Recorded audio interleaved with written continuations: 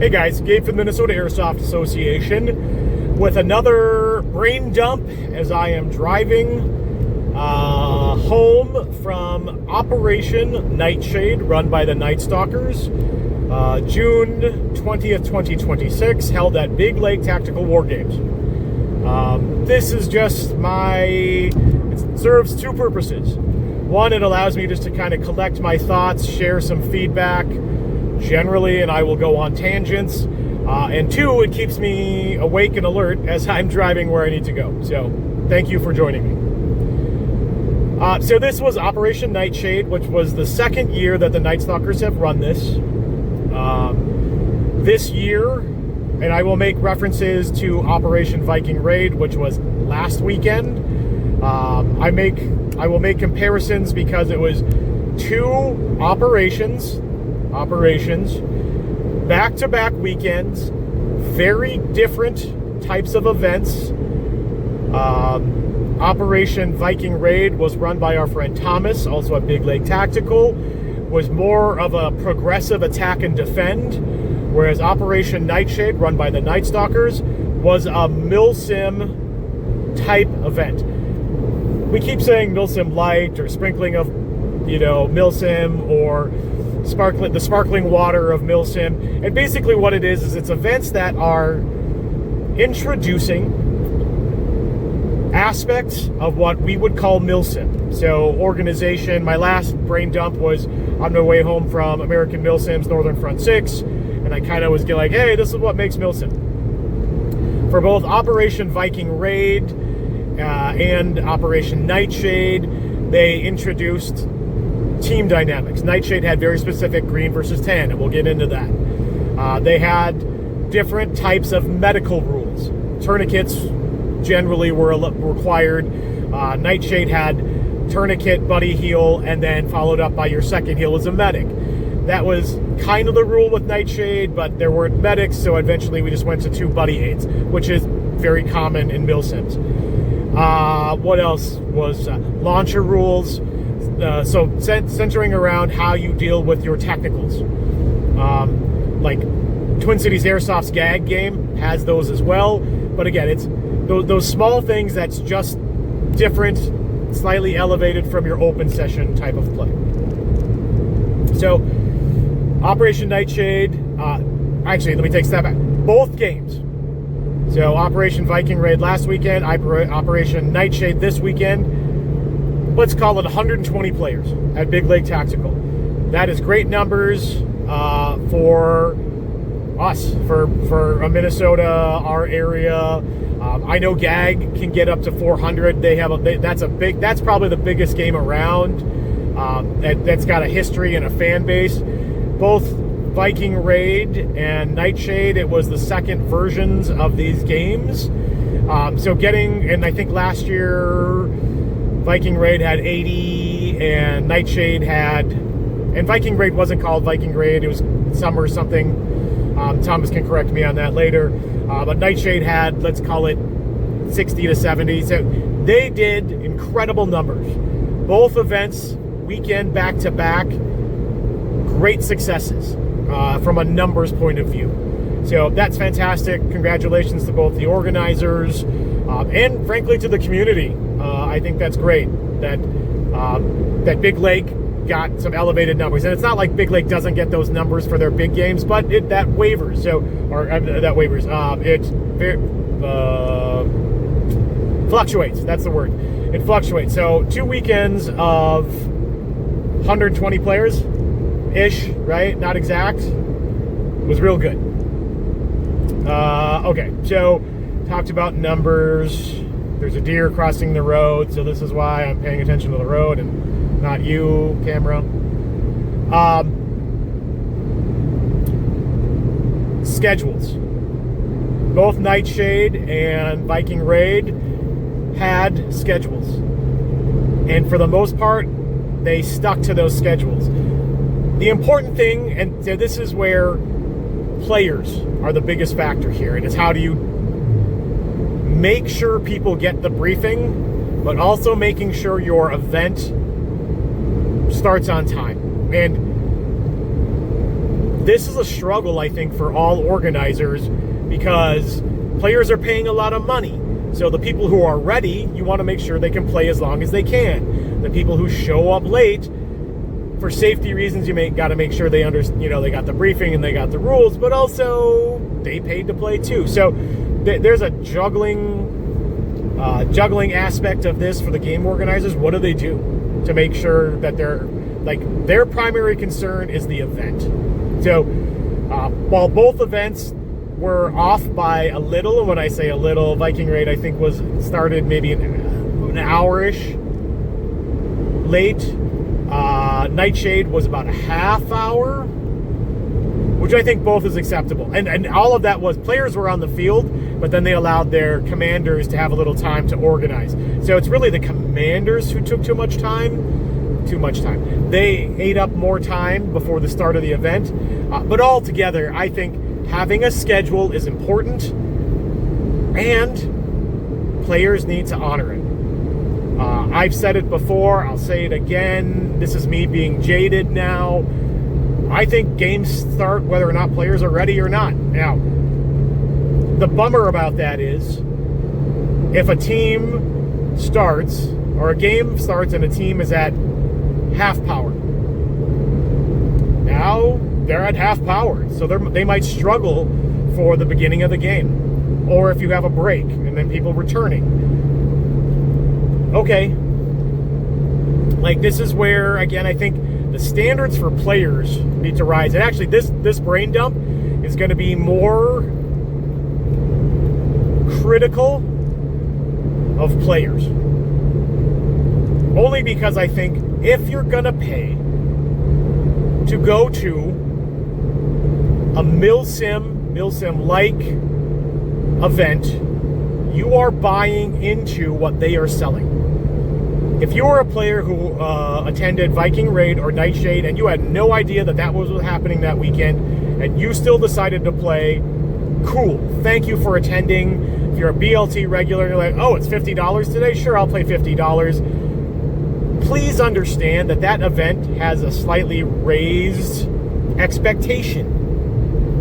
And you should get into it. And if you're not, this is where I don't want the organizers to not make money, but also like they have standards. So players, if you're going to these events, buy into it a little bit. I said it in my last brain dump. I'm the guy who has said, and I'll clarify, I paid to be at this game. I can do whatever I want. That's what I used to say. I paid for this game, followed by comma, I can do whatever I want. That is still true. I said it as kind of a cynical, snide way of saying, if I want to take a nap, if I want to do other things, I can do whatever I want, so you can't tell me what to do. That is 100% true. That is not the right mindset. I'll just say it. And so I've shifted over the last couple of years, now that I've started to play some larger milsims. Again, I took a break for a while. But like, when you go to a milsim where you're paying more money, you are buying into that experience. So players, when you do that, know the rules. Follow the rules. Now, tangents, and there will be plenty. Nightshade was a green versus tan with kind of open registration. So last year, a lot of people went green and not many people went tan. This year was the reverse of that. And Corgan, one of the organizers from the Night Stalkers, was like, it's the great overcorrection. I don't know if I believe that. I just think it had to do with people knowing the game better, wanting to play. Tan actually at some point had 3 times, I think was the number, more players than green. Well, obviously you can't let an event run that way, right? So this was a heavy tan versus green, but didn't have set numbers of like how many green and tan they were allowing. It's just kind of like, hey, wear the camo you want to wear. In fact, there was a concern there might not be enough tan, so they actually opened it up and said you could wear tan, multicam, or civvies. God's honest truth, people honored that. They did, 100%, great. But too many did. And so then green was suffering, and then the organizers had to counter at that and take some of the players that they had done what they were supposed to. They had worn tan or civilian clothes. They had to switch them over to green, and then they gave them armbands. If you played Nightshade, you know there was a level of confusion. That happens. It was a correction that was needed in order to make the game fair, frankly. The organizers identified, that wasn't ideal. But again, they had to do something. So I know they're going to make some changes next year, which hopefully will counter some of that, or, basically make it so that doesn't happen again. And every year, you learn something, you give feedback. They were doing an AAR just before I left the field. What went well, what do they need to work on? So either way, like, when you introduce a game that is green versus tan, you hope everybody honors it, which, to be clear, a lot of people did. But then you got to make sure that the teams still even out in some ways. I will say that there was a lot of tan bottoms, green top. And those guys that were like, I'm green or tan, like, if you're going to go to a green versus tan game, guys, take that extra level of care to make sure your uniform is correct. And I'm talking about the people, again, I know people did it. Like, I'm tan and I came late, so I switched over to green. Thank you for doing it. The organizers appreciate that. All credit to you. But for the people specifically, and it's not a call out, but it's just like, just be aware, going to a Milsim game requires a little more attention. Your regular, I just wear whatever I like to at the field outfit might need to change. It might need to be enhanced to be more specifically very green, very tan. We actually had some experienced Milsim players come out wearing their proper green or proper tan, and when they had to switch, they were like, well, crap, man, I wore what I was supposed to. That sucks. It's on, what am I going to do about it now? I'm not going to tell people to bring 2 colors of camo, because that's not everybody can do that. But again, there was an auto correction that had to happen to make the game fair. So from what I understand, the organizers are looking at that that specific, I don't want to call it an issue, that very specific point, and make sure for next year that they can mitigate that better. So, but from a player point of view, what I'm saying is, for you players who are just random, try to say, okay, I'll have a green setup, I'll have a brown setup, and that's as far as you can go. If you can do both, cool. And if they have to autocorrect, that's what I'm understanding is what they might do. And I made this suggestion is, if you're not in the right camo for your team, you're going to get tape. Not armbands, you're going to get tape. And you might get tape on each arm, each leg, and your head. Because once you start to cross that line of, I'm a brown guy who has to be on green, or I'm a green guy who has to be on tan, now there's confusion, and now you're either getting friendly fired or you don't know what's happening. So again, this is a fixable problem. Large Milsims have it to an extent, but they also control those numbers, and that's actually what I think Night Stalkers are going to do, is they're just going to make sure they can control as much of that as possible from a ticket sale point of view. Like, if you register tan, you're going to be tan, and we'll lock you in. And then at some point, if you're a walk-on, you're just going to be whatever they need you to be. So, again, I don't know what officially they're going to do. I do know they're looking at it. My point for your players is, if you're buying into a Milsim, have the right outfit. If the game organizer needs to do something else, that's on them. As a player, just be prepared. Speaking of preparation, and some of this is just really basic. Dead rags. Here's my hot take. I think dead rags are not only required to carry, because I go to tons of games where they say, hey, a dead rag's required, but if you don't use it and you keep getting shot, that's on you. And that's true. That's 100% true. And even when you do use it, you might get shot. I identify with that. But I saw too many players complaining because they kept on getting shot and they didn't have their dead rag out. So this is my 2 things. One, I think dead rags should be required for a game. If that means that they got to give it to you as part of your player pack, maybe that's what they do. But I think they should be required not only to carry, but to use. Now, I can hear some of you, and I'm not going to call you milsimmers because milsimmers use dead rags. I'm just going to say to you players who are like, I hate dead rags. I don't care. I really don't.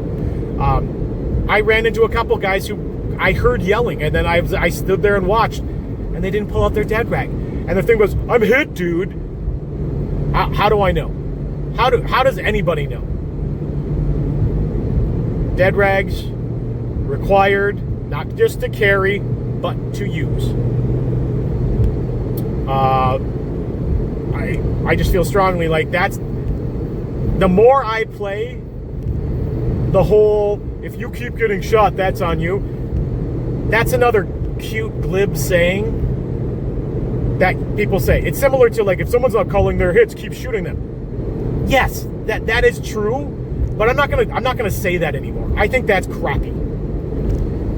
I mentioned war crimes last time. I didn't see anything that I thought was egregious, either at Operation Viking Raid or at Nightshade. I thought players did a wonderful job, mostly calling hits. And when I say that, like, hit.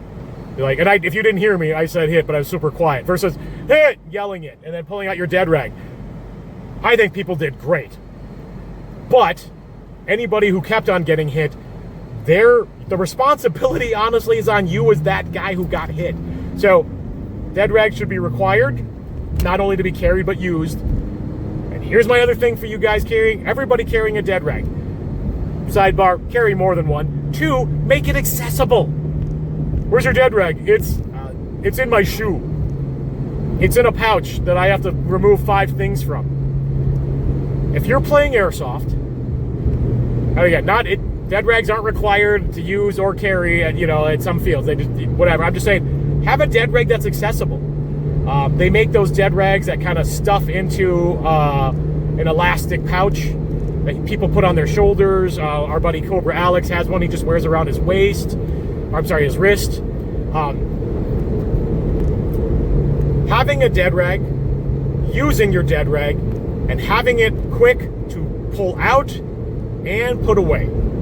On my rig, I usually carry 2 dead rags. They're both in the same place all the time, and I have a dedicated dead rag pouch. So it always goes there. If you having it and using it is half of it, the other half is having it at a place that you can deploy it quickly so you don't get shot more. So I'm directing this at the players. Will you still get shot if you have a dead rag out? Yeah, probably. Then you just wave it around. But if you don't deploy it, if you don't use it and deploy it quickly, every millisecond that you're not deploying at and you get shot, it's on you. Players. Well, the shooter should be, checking their target. They know I got hit. Did you say hit? Yeah, I kept on yelling I was hit. You got me, dude. Cool. That's good for you. Did you deploy your dead rag in an expeditious time frame? If you didn't, okay. Like, it's not a perfect science, guys, and I admit that, but there is a responsibility as a player to doing that, to deploying, using, and then giving grace. And I get it. You're in a combat simulation, shooting at each other, and sometimes there's ego, sometimes there's pain. You're like, God, stop shooting me. I get it. I do. I've been as a ref all day. I got shot, and you know what I do? I might make a funny comment, but mostly I'm just like, yeah, okay, that sucks. And as a referee, I carry multiple dead rags. And sometimes I pull out my dead rag and I flip it around, and I'm like, not only am I wearing a red shirt and red shorts and neon green shoes, but also here's my dead rag. So it happens to refs too and staff. So, talked about schedules, talked about responsibility of players, talked about dead rags. Talked to you about buying into the Milsim experience, talked about dead rags. Tourniquets. The concept of tourniquets for some players is very new. So this goes back to buying into the Milsim experience. Get into that. Know what the mechanic is. I know that there was some confusion, and some of that confusion around how do you get medicked, whether that was buddy aid or actual medic, that was kind of confusing, and I actually had some confusion as well, so some of this is on me explaining it to players. The rules between Viking Raid and Nightshade were slightly different. So because of that, things that the players did literally last weekend didn't count for this weekend. This is on everybody just to understand the rules. And to be clear, the Night Stalker's rules said one buddy aid, second one was a medic. They didn't have patches to give medics, so at some point there was no way to get your second medic life. A couple of us brought that up, and then they switched it to be everybody just gets 2 buddy aids. So if you have those questions, like, I wasn't thinking about it. I'd been telling people just go ahead and buddy aid twice. A player should have been like, hey, we don't have a medic. So if we don't have a medic, how are we ever supposed to get our second regen? Like, that was missed on by a couple people. Things happened. But that tourniquet, like, not everybody had a tourniquet. Because the previous weekend, it was one tourniquet and then tape. This time it wasn't going to be tape. It was just going to be you carry your own bandages, but one is a buddy aid, one is a medic. So they need to tweak that a little bit. They need to correct that. But the point I'm going is to the tourniquet side, you should have that. And a lot of guys did buy ace bandages. We had plenty this time. We did run out at Viking Raid. Just keep those ace bandages, guys, or whatever you're using. You will use those in other events. I know they're going to make some changes to what also their allowed actual TQs are. Like, ace bandages are kind of a global thing because they're cheap and they're easy. But if you're going to use a tourniquet, I think they're going to change that rule. Just make it a little more specific to avoid confusion. But that goes into the buying into it. If there are medic rules, like I saw guys who are like, I don't need these. And then they just got shot and walked back to the fob every time. I get it. If you're cool with that, excellent. But what you're denying your team is the ability to keep you in game longer. So while there is just, as a player, you can decide, I don't want to spend the $2 for an ace bandage. Come on, spend the $2 for an ace bandage.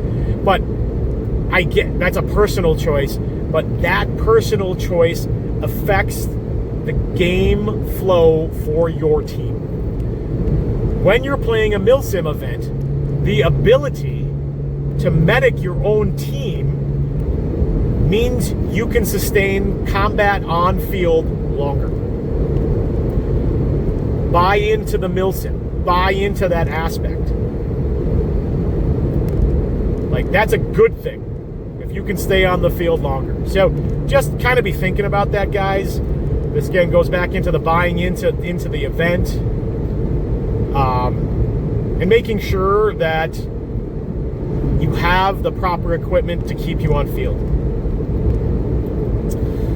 What else?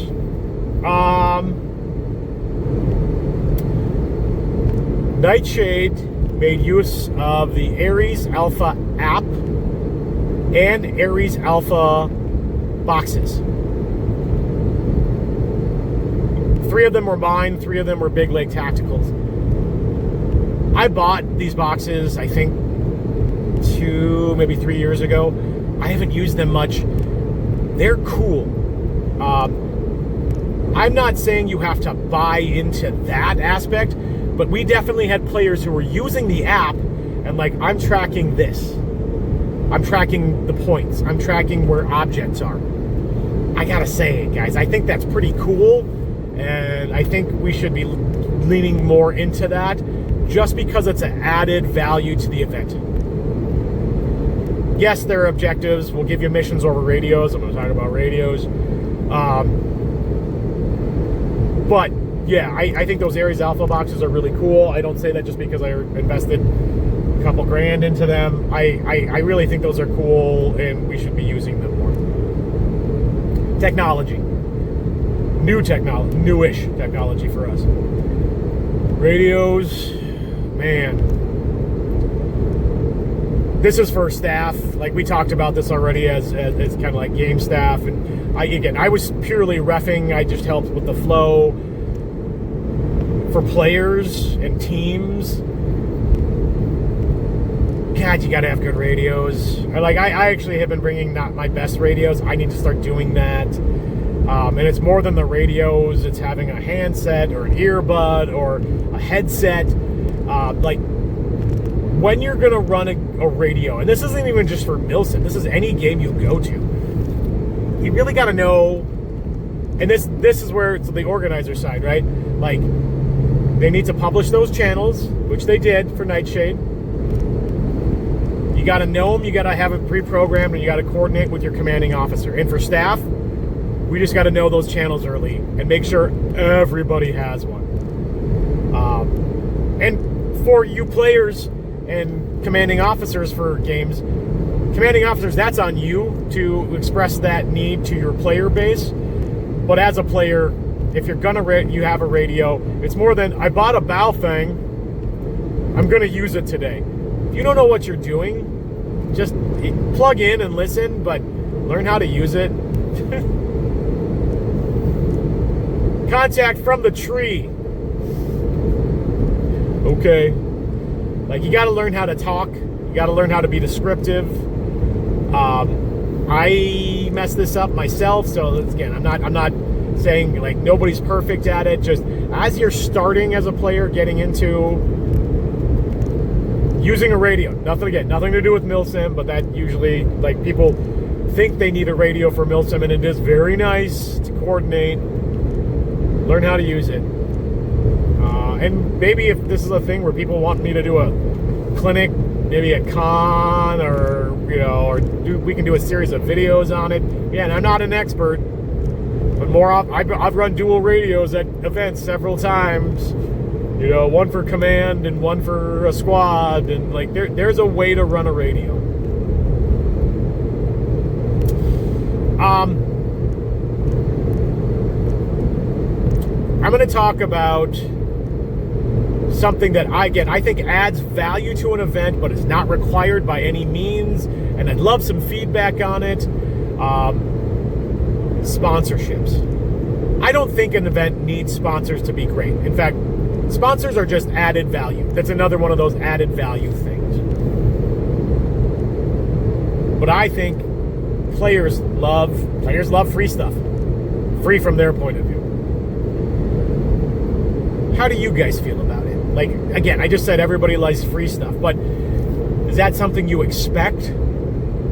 Nightshade had, because of David from Project Echo Airsoft, had a wonderful prize drawing.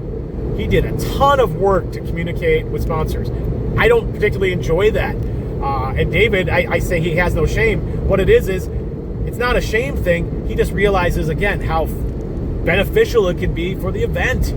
I mean, it's fun, right? I also feel like because of David's really excellent work, and like, he used some of my contacts, he used some of his contacts, he used some contacts from other people he knew, but like, he just reached out to all these people who were like, hey, would you be interested in sponsoring? Is that going to be the norm? Probably not, but it's an added value from my point of view. And this is the side I'm going to say from an organizer point of view, and this is me running the con, is the more sponsors we get, or even talk to, is recognition that Minnesota and the Midwest is running some larger events. So, do you enjoy it? Do you expect it? If you went to a game that didn't have prizes, would that be okay? And then for you, all you sponsors out there, all you manufacturers, you game organizers, whatever that happens to be, who does sponsorships, do you like to do that? Is that helpful? So I like it. I think it's an added value to the game. Having a dedicated person, thank you again to David, just doing that work is great. I think that's always a good thing. What else? Vehicles. I love shooting technicals. I don't care what kind of technicals they are. I don't care if I'm using a tennis ball launcher or a tag-in launcher, although I really like using the tag-in launcher. Technicals add value to a game. Are they a hindrance to the game? That's a question. I like technicals, and the second that I hear that there's going to be a technical at an event, that changes how I pack.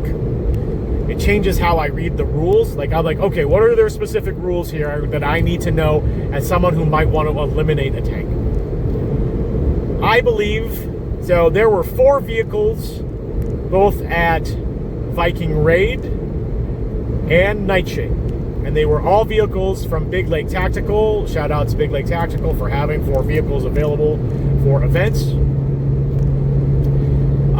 And between the 2 weekends, they were used slightly differently, but basically one team, basically they had 1 armor and 1 troop transport. So still could be eliminated either way, but one was a hardened target that had a turret gunner, and the other one was more just like a driver who was driving things around. The second you go to a game and you hear there's going to be technicals, tanks, as a player, what do? How do you prepare? Like I said, read the rules. Do grenade hits count? Is it only launchers? What kind of launchers? Is it everything? Is it very specific? There is a growing community of players who concentrate on anti-technical. I'm one of them. And I don't know what the numbers were at Viking Raid last weekend, but I know that at Nightshade there were 3 launchers on the field, and I brought 2 of them and gave them to the teams. And if the teams hadn't had them,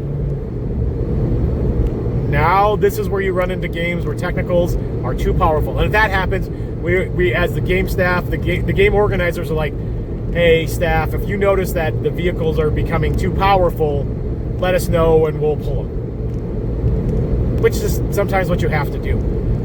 It's a bummer because technicals used properly, even used improperly, are game changing. I think that's important. I like it. I'm also saying it's important because I like it. But knowing what the rules are, and transparency, they were different between Nightshade and Viking Raid, and I was a little confused too. But after we did settle it midway through first phase of Nightshade, and then it was fine. But like, realize as a player that technical rules might vary, and you need to know them. And here's where refs do too. They should have paid more attention. I actually saw it and I was like, okay, I think I understand, and I should have asked for clarification. But again, as a player, when you know there's going to be technicals, you need to know what the rules are to either avoid those tanks or you're going to bring specific gear to take those tanks out.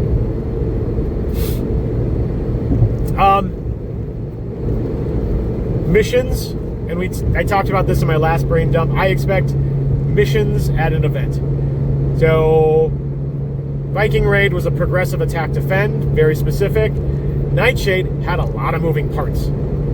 They had passports, which were in play the entire game, and that was points. They had collectibles, vials, and poker cards, which as you collected them, if you could make a hand, that was worth points. As a milsim, as a player going to something that is labeled milsim, milsim light, milsim variation, milsim heavy, usually kills don't mean anything. It might mean something to you. I killed 100 guys, and this is one of my things. I killed 100 guys. Did you win? Because you could kill 1,000 guys, but if your team still lost, you weren't killing the right guys. Or you killed enough guys to do something, but did you finish the thing that gave you points? Sometimes the answer is yes, and you still lose. Much respect. But knowing what the missions are and following them. So there was some confusion around those as well. That's on us as game staff. I mean, I had to get some clarifications. The game organizers made some clarifications. Understanding those rules and then trying to do them. This is where the Ares Alpha box is. So you had your passports, you had your vials, and then you had your playing cards that could be made into a hand that actually gave points. And then the Ares Alpha boxes, shout out to Ares, those also were points. So there were 4 ways to make points. Right? Like, more options, more methods of making points. As a player, you need to know what those are, because you should always be helping your team with the objectives, with the points. And sometimes the commander's just going to tell you, go in here and murder everybody. Okay, cool. That's an easy one. Maybe go on top of that, why are we murdering? Why are we holding this? I walked up to a lot of players today who I was like, okay, what's going on? And they're like, we're just holding this position. Okay. Along with, so the passports were on players that you had to search. Put a hand on them, say, I'm searching you. Cool. I saw a lot of people who never searched anybody, and the guys were like, as they're walking away, I still have my passport. Missed points, missed opportunity. Looking for objects, looking for collectibles. Collectibles is specifically what they called it at Nightshade. I walked through areas where there was tons of vials and tons of cards, and nobody picked them up. Towards the end of the day, I just started picking stuff up, and I was just like, hey, and I just dropped a bunch of stuff in front of them. Mostly because I was just cleaning up anyway. Look for stuff. If you go through the briefing or you read the rules and there's nothing collectible, cool, don't worry about it. If there is, look in those buildings. Look in those places. And I'll be honest, think about if you were being not a complete jerk, but if you're like, oh, I'm just going to hide something for players that I want to find, but I want to make it hard. Use your own head about this. And then go, as I'm walking through this area, I'm going to check on that barrel or under that pile of bones, or I'm going to look in that file cabinet because I think something might be in there. I'm going to look in that, case. Look through stuff. And then for the Ares Alpha boxes, so again, we had 3 that were mine, the Minnesota Airsoft Associations, and 3 that were Big Lake Tacticals. We couldn't get all of Big Lake Tacticals on the app. That was just, we didn't have enough time. We couldn't figure out what was going on. That affected things because some people were like, I don't see it on the app. Where is it? That actually worked out to some extent. We hid a special extra point box that wasn't on the app. We should have explained it, that it wasn't going to be on the app and they had to search for it. But the guy who found it, and it's a great story, and I shout out to that guy, I don't remember your name off the top of my head, but he ran to a position and was fighting for 5 minutes, and then all of a sudden noticed that there was an unnatural black object right in his face. It was the antenna of that Ares Alpha box, and he's like, what the hell is this? Oh, there's a box in here. And I hid it in a cord out stump. I hid it because I was being funny. I didn't want to make it easy to find. He noticed. Would you have? How long would it have taken you to notice? Be looking for that stuff. Sometimes you don't know what's a game prop and what's just crap that was on the field from the last game. That does get confusing. I get it 100%. Goes back to radio. Ask those questions. Tangentially to that, if you don't have a mission for it, so again, game organizers need to tell you the things that you're supposed to do. If you don't have a mission for it, don't touch it. And this is a story as old as us old farts who've been playing for 20 years. I have, which is why I don't do it anymore, totally been like, oh, this has got to be an objective. I don't have a mission, but I'm going to take it so the other team can't get it. Or I'm going to return it to my base to see what happens. Hey, great job. Like, I get it. You're out on a mission. You're out on a game where you're supposed to collect stuff. I see anything, I'm collecting it and bringing it back. This can break the game. Like, at Nightshade, one team took... There were two objects. One was for each team. It wasn't clear to the one team who found both of them. They took them both, brought them back to their base, and one was not their mission at all, and we had to bring it back.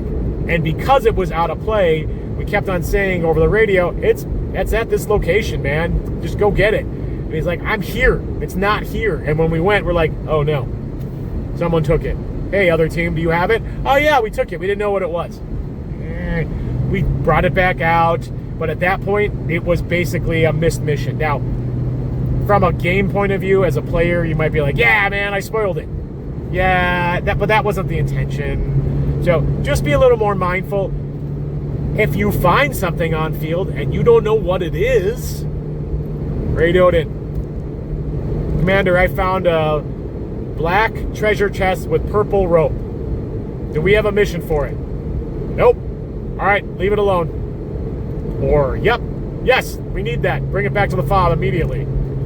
So just kind of be, again, we're going back to the players. Player responsibility. Player, understanding. Know what the rules are. Follow the rules.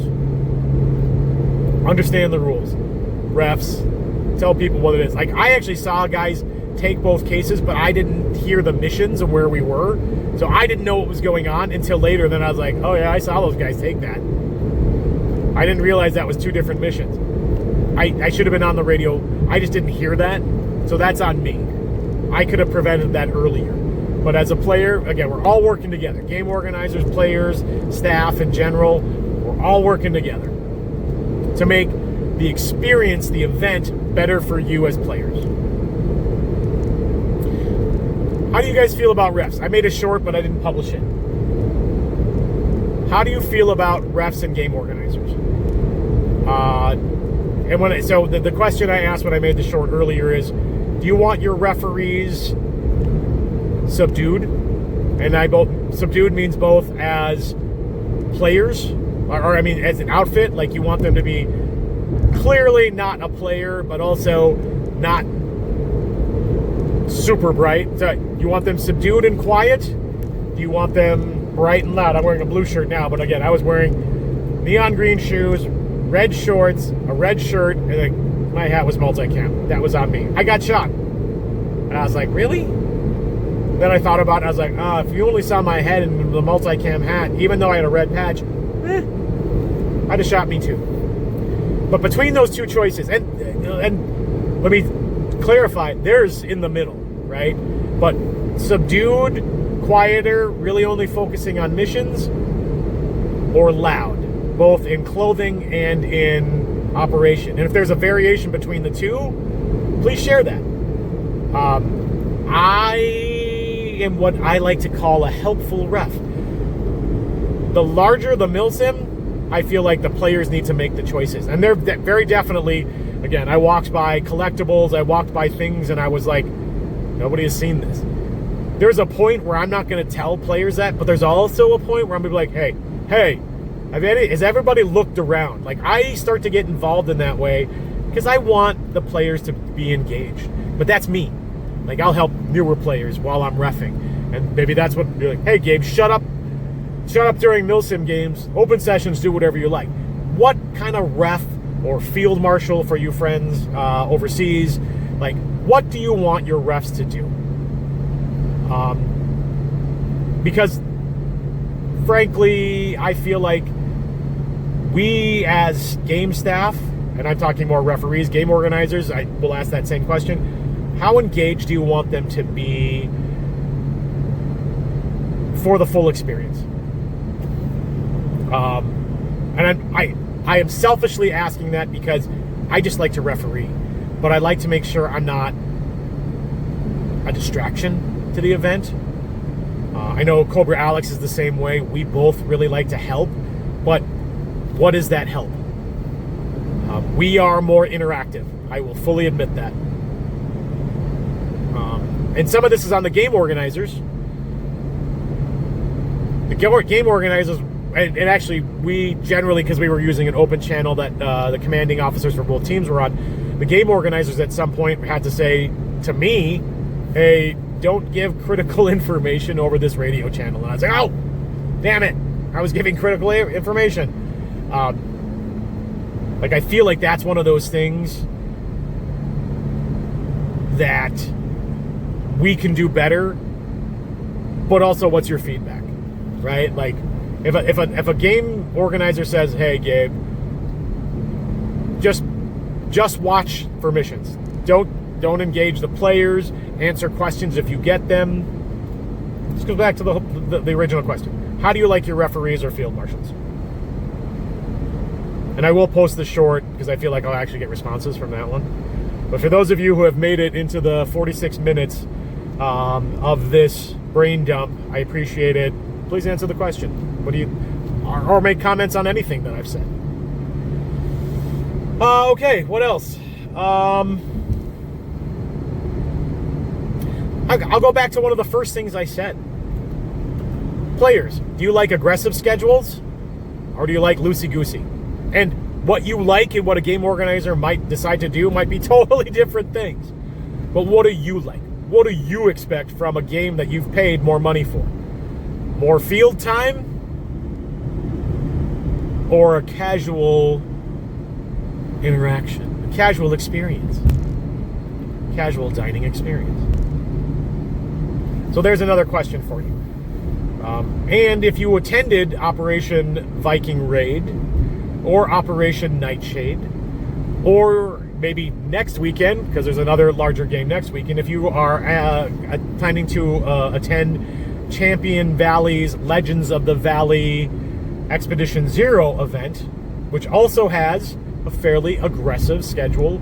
Doors open at 7, chronos open right away. We're starting a game at 9 o'clock, 10 o'clock. Do you like that?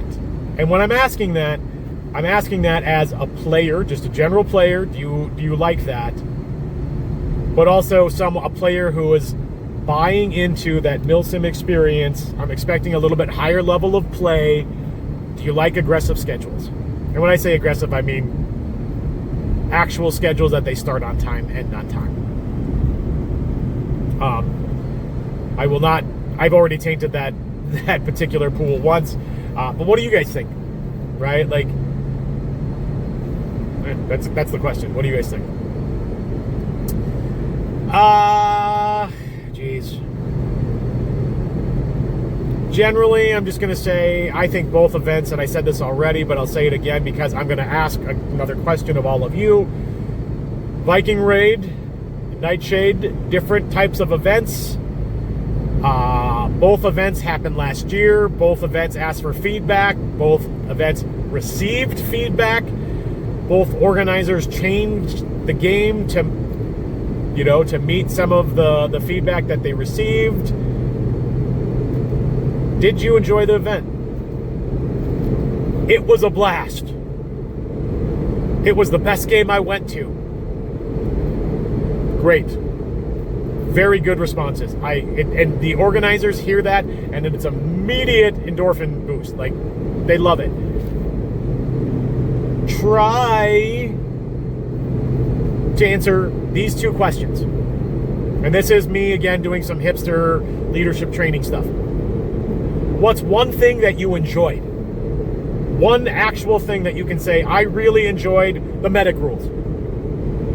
And then the other side of that is, what one thing could the event do better?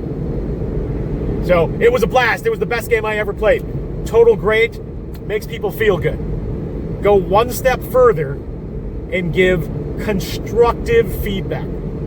If you haven't heard my rant on feedback, I'm a believer in feedback. I also follow that up with there's no good or bad, there's just feedback. There is good or bad feedback. It's how you do it. So, greatest game ever. Thank you. Not super helpful. This game sucked. Thank you.